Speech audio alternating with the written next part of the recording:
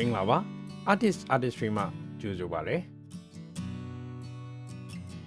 artistry ကနေပကြီးနုပညာနဲ့ပတ်သက်တဲ့အကြောင်းအရာတွေပကြီးပညာရှင်တို့ပြုလုပ်တဲ့ပကြီးပြပွဲတွေလက်တွေ့ရေးဆွဲပြသမှုတွေနဲ့ပကြီးနုပညာရှင်တို့ရဲ့ပကြီးခီးလန်းတွေအစရှိတဲ့အကြောင်းအရာများစွာကိုတင်ဆက်ပေးနေတာမို့အမြဲကြည့်ရှုလို့ရအောင် channel လေးကို subscribe လုပ်ပေးကြပါဦးခင်ဗျာဒီကနေ့ရဲ့အကြောင်းအရာကတော့ဘဝတစ်သက်တာလုံးရည်စည်းကိုနှစ်ချိုက်ခုံမင်းစွာရေးဆွဲခဲ့တဲ့ရည်စည်းပကြီးပညာရှင်ဦးခင်မောင်ဆန်းရေးသားထုတ်ဝေခဲ့တဲ့ရည်စည်းအကြည့်ရေးဆွဲနည်းစာအုပ်နဲ့အတူဒုတိယအကြိမ်ထုတ်ဝေခြင်းက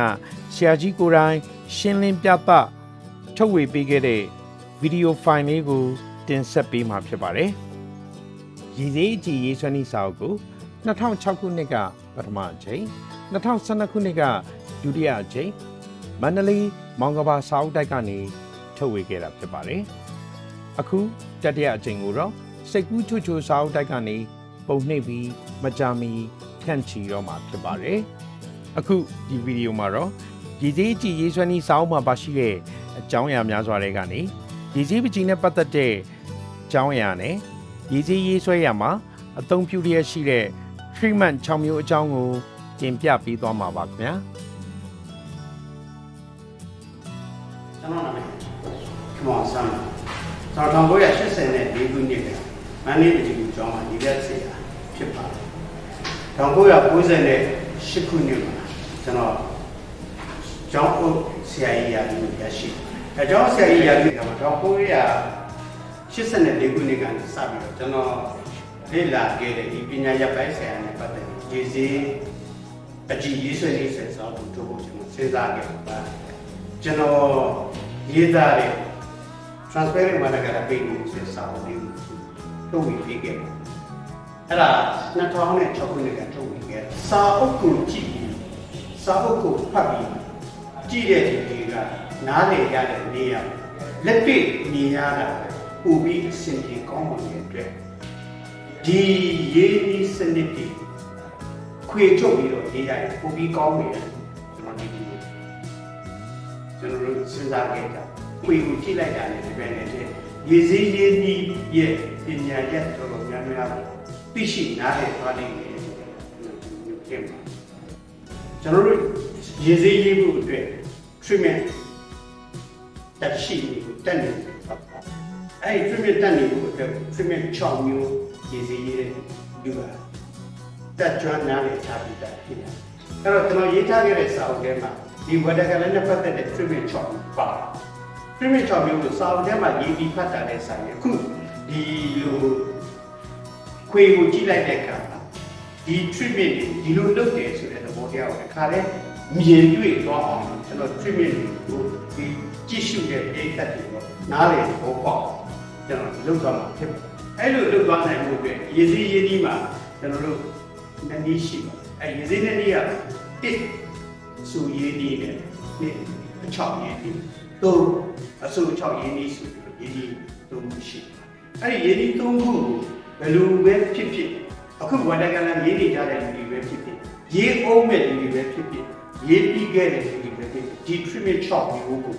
အသုံးချပြီးတော့ပဲရေးစည်းပကြီးကတစ်ချက်ဖန်တီးရတာဖြစ်တယ်အဲ့တော့ရေးစည်းပကြီးကတစ်ချက်ကိုဖန်တီးနိုင်ဖို့အတွက်ရေးစည်းရေးမဲ့ပညာရှင်တွေကရေးစည်းနဲ့ပတ်သက်တဲ့ treatment shop မျိုးကိုကျွမ်းကျင်နားလည်လုပ်ကိုင်ဆောင်ရွက်သွားဖြစ်တယ်ပထမဦးဆုံးပြောချင်တယ်အဲ့တော့ရည်စည်းရင်းနှီးမှာပထမဦးဆုံးရေးကြည့်တာကအဆူရင်းနှီးအကြောင်းကိုကျွန်တော်ရင်ပြောပါရည်စည်းအဆူရင်းနှီးမှာအဆူနဲ့ပတ်သက်ပြီးရေးဖို့ဆိုလို့ရှိရင်ဒီ treatment 3မျိုးကိုနားလည်ထားဖို့အပ်ပါ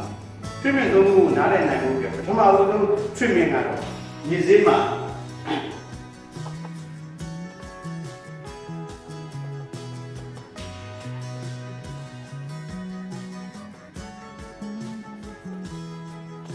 drawing လို့ခေါ်တဲ့ဆက်ချခြင်းနည်းတစ်ခုဖြစ်ပါတယ်။အဲ့ဒီ drawing လို့ခေါ်တဲ့ဆက်ချခြင်းနည်းဆိုတာစာရွက်ကိုရေးဆွပြီးရေပေါ်မှာဆေးဆက်ချတာ။စာရွက်ကိုဆေးဆွပြီးဆေးပေါ်မှာရေးဆက်ချတာ။အဝါရောင်တရားကိုခံပြီးဝါရောင်ပေါ်မှာအနီရောင်ဆက်ချတာ။နီရောင်ခံပြီးဝါရောင်ပေါ်မှာဆက်ချတာဆိုတဲ့ဆေးစက်တွေကိုချတယ်ဆေးစက်တွေကို drop လုပ်တာ dropping လို့ခေါ်တဲ့ဆက်ချတဲ့နည်းဖြစ်ပါတယ်အဲ့တော့ဒီနည်းကိုကျွန်တော်ခုဒီမှာရေးပြမှာဖြစ်ပါတယ်တော့ဆိုင်ဝါဒကလာလို့ခေါ်တဲ့ဒီစည်းကြည့်ရေးနိုင်တဲ့ဒီ treatment ချောင်းပြီးပါသိချဖို့အပ်ပါရေးစည်းကြည့်ရေးနေရတကယ်တမ်းကျတော့ treatment ရေးနည်းပဲဖြစ်ပါတယ်အဲ့တော့ treatment တွေကိုကျွမ်းကျင်မှသာရေးစည်းရေးလို့ဖြစ်မယ်ဆိုတာဒီကြည့်ရှုနေတဲ့ဖိသက်တွေကိုလုံးနဲ့သဘောပေါက်နိုင်တယ်ကျွန်တော်ပြောခဲ့တယ်အဲ့တော့ကျွန်တော်ရေးစည်းရေးဖို့တဲ့ treatment ချောင်းရှိတယ်အဲ့ treatment ချောင်းမျိုးကတော့ dropping လို့ခေါ်တဲ့စက်ချရင်းကြီး blending လို့ခေါ်တဲ့ research ချင်းကြီး webbing လို့ခေါ်တဲ့လွတ်လွတ်ချင်းကြီး superimposing လို့ခေါ်တဲ့တက်ချောင်းမှတစ်ထပ်ကြီးကြီး dry brush လို့ခေါ်တဲ့ဆွန့်ချောက်ပတ်ချင်းကြီး scraping လို့ခေါ်တဲ့တို့ချက်ချုပ်ချင်းကြီးဒီချောင်းကြီးရှိတယ်အဲ့တော့ဒီချောင်းကြီးကျွမ်းကျင်ထားလို့ရှိရင်ကျွန်တော်ရေးစည်းပကြီးကကောင်းတဲ့ချက်ရေးနိုင်တယ်လို့ပြောပါမယ်ဖြစ်ပါတယ်အဲ့တော့ရေးစည်းပကြီးကချက်ကိုရေးနိုင်ဖို့လေဒီ